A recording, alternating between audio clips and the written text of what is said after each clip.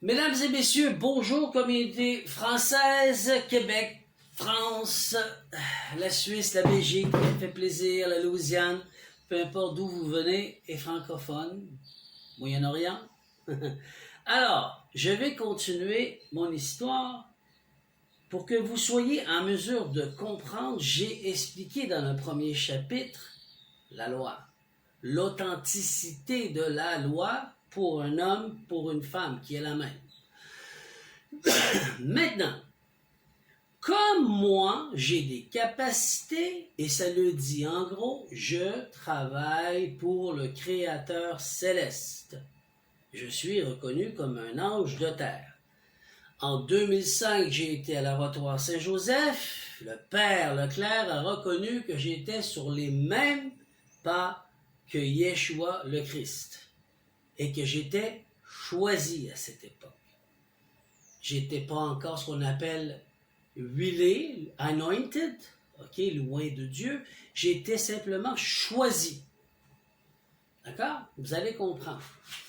Ce que je veux que vous compreniez, c'est, suite à ce que je vous ai expliqué hier, une personnalité juridique, une personnalité de paille, est un personnage, une personne. Vous allez me dire, ben là, dans la salle, il y a combien de personnes? Il y en a 10. Vous êtes 10 personnages. Vous n'êtes pas 10 humains.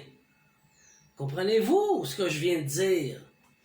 Donc, personnalité vient du mot personne, qui vient du mot personnage. L'homme ou la femme qui est devant vous est humain, mais peut prendre un rôle de personnage.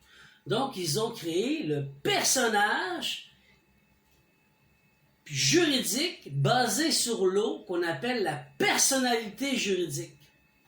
Le seul moyen pour pouvoir sortir, il fallait que je redevienne humain. Comprenez maintenant? Ceci m'a accouru énormément d'aventures et de problèmes dans ma vie pour travailler avec le Créateur suprême.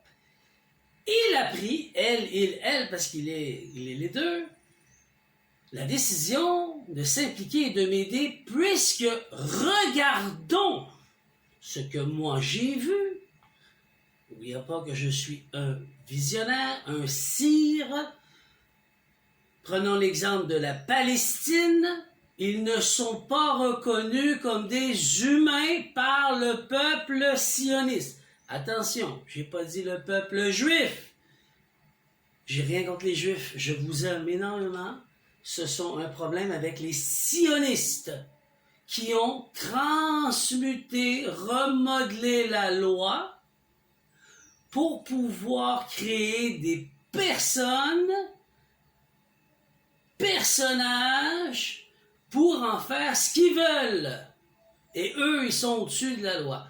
Je n'attaque pas les Juifs, mais il faut comprendre ceci. Malheureusement, ils ont infiltré, pas les Juifs, pas les sionistes, mais malheureusement, cette mentalité a infiltré et siégé tous les gouvernements mondiaux. Et ça fait que l'humain n'est plus humain, il est traité comme une chose, une personnalité juridique. Et le seul moyen qu'il soit considéré humain et que la loi de l'homme et de la femme s'applique, il doit être reconnu humain souverain. Comprenez maintenant? C'est pour ça que c'est pour ça que j'ai quitté le Québec pour venir m'installer en République dominicaine un certain temps, et ça a été très, très périlleux et très difficile. Je m'explique aussi parce que la famille regarde. Pour retrouver l'authenticité, ce que je suis, l'humain, mon âme et mon esprit, que la loi s'applique. Pas une loi de personnalité juridique. Personne mais l'humain qui se présente devant la justice, et non une personne qui se présente devant la justice. Ce n'est pas la même force. Une personne qui se présente devant la justice, ils ont tous les droits. Tu es une chose, une marchandise, comme on l'a expliqué, chapitre 1. Tandis qu'un humain qui est souverain, les lois de l'ONU s'appliquent. Et je devais partir pour faire ceci, pour le faire authentifier, original, pour le faire qui devient valable, mondial, cette histoire. Pourquoi? Pour que je devienne un héros glorieux? Non. C'était le travail que le Créateur suprême m'a demandé de faire. Parce que j'ai dit que moi, je voulais être libre. Vu que j'ai décidé d'être libre, ben, j'allais vivre avec les conséquences difficiles ou faciles, peu importe ce qu'elle allait être. J'avais accepté. Ce qui fait qu'aujourd'hui, l'ONU, qui sont au-dessus de toutes les lois, doivent respecter la loi de l'homme et de la femme et le mettre en force avec un humain qui n'est plus une personnalité juridique, une personne, mais un humain qui est souverain. Vous comprenez? Chaque pays a ses citoyens. Citoyens, soit humains, on va faire le triangle. Un citoyen, soit qu'il est humain, l'ONU, ça s'applique, la charte, les droits de l'homme et de la femme, ou personne. Citoyen, personne du Québec, personne du Canada. C'est pas la même chose. Ce que j'ai vu était un désastre mondial, puisqu'ils avaient trafiqué la loi et l'ONU ne peut plus protéger les personnes, il protège les humains, puisque l'ONU a accepté que ce sont des humains qui ont décidé de devenir des personnalités juridiques, donc des personnages, des personnes, et non des humains. J'essaie de simplifier la loi. Et si quelqu'un voudrait me poursuivre, puisqu'il va me dire « je ne suis pas un avocat », je ne donne aucun conseil juridique, mais je peux vous dire que je suis souverain. Donc, si tu veux m'attaquer, tu vas attaquer un humain souverain, selon ce que j'ai appris. C'est pas la même chose que tu attaques un personnage, une personne, qui n'a aucun droit.